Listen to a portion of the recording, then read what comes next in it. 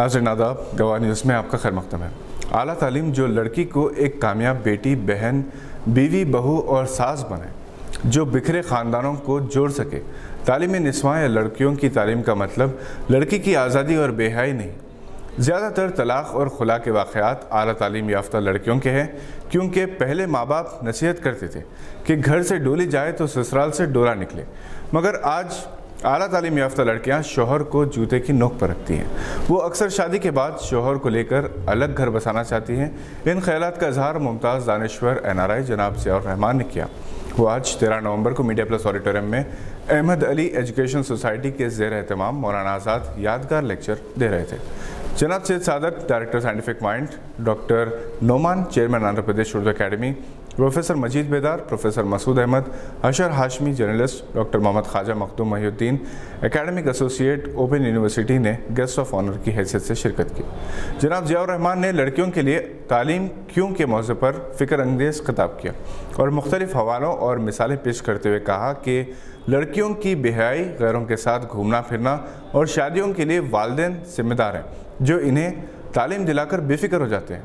इससे कई नस्लें तबाह होती हैं और सबका अज़ाब माँ बाप को होता है। मेडिसिन और एजुकेशन लड़कियों की मुलाजिमत के बेहतरीन शुबे हैं, जिसमें ये ज़्यादा महफूज रह सकती हैं। मोबाइल का ज़्यादा इस्तेमाल घरों को तोड़ रहा है। सोशल मीडिया पर वक्त गुजारी से शोहर और ससुराल वाले शक करते हैं और अक्सर ये शक बेवजह नहीं होते।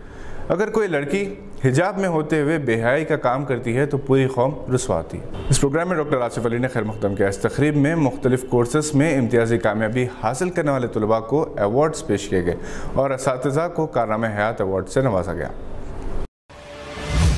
त्रिपुरा में मुस्लिम कश फसादात के खिलाफ एहतजाज करते हुए मुसलमानों ने सेक्युलर अवाम के साथ तारीख साज जुलूस निकाला, जिसमें लाखों अफराद ने शिरकत की। केरला और गुलबर्गा के बाद महाराष्ट्र के शहर नांदेड़ में ऐसा एहतजाज किया गया।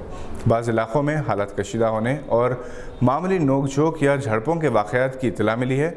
एक सोशल मीडिया की इत्तला के मुताबिक नांदेड़ के एहतजाज में लगभग 30 से 35 हज़ार मुसलमान सड़कों पर निकल आए। एडिटर कामिल यकीन जनाब मोहम्मद सादिक ने गवाह न्यूज़ को बताया कि रज़ा अकेडमी और तहफ़्फ़ुज़ नामों से रिसालत तंजीम ने इस रैली का अहतमाम किया था, जिस पर लब्बैक कहते हुए करीबी इलाकों के मुसलमानों के साथ साथ सेकुलर अवाम भी शरीक रहे। अमरावती में जहाँ हिंदू तंजीमों ने बंद मुनज़्ज़म किया था, वहाँ हालात कशीदा बताए जाते हैं। बाज़ दुकानों और मकानों पर पथराव के वाक़यात की इत्तला मिली है। फायरिंग की भी इत्तला है। सस्ती शोहरत के लिए कंट्रोवर्शियल और अनाप शनाप बयानात देने वाली कंगना रनौत से ख़वी इम्कान है कि पद्मश्री अवार्ड वापस ले लिया जाएगा। खुद इस अदाकारा ने अवार्ड वापस कर देने की पेशकश की है। एक टीवी इंटरव्यू के दौरान इन्होंने कहा था कि 1947 में आज़ादी भीख में मिली थी। असल आज़ादी तो 2014 में हुई थी, जब मोदी ने इख्तियार संभाला। इस टीवी चैनल की एंकर ने भी कंगना के बयान पर नाजरीन को तालियां बजाने के लिए उकसाया था। पद्मश्री अवार्ड के मिलने की खुशी में कंगना ने मुजाहिदीन आज़ादी की तौहीन की। अगरचे कि नरेंद्र मोदी को इन्होंने हिंदुस्तान का मसीहा साबित करने की कोशिश की, मगर मोदी के गुरु अडवाणी ने कंगना को आड़े हाथों लिया और इनकी बेतुकी बातों पर कड़ी तनकीद की। मुजाहिदीन आज़ादी के अलावा साबिक फौजियों ने भी कंगना के बयान पर तनकीद की। सस्ती शोहरत, हुकूमत की सरपरस्ती के बावजूद कंगना की फिल्में मुसलसल फ्लॉप हो रही हैं। हाल ही में जयललिता की बायोपिक बुरी तरह से नाकाम हुई। महाराष्ट्र में इनके खिलाफ आज एहतजाज किया गया।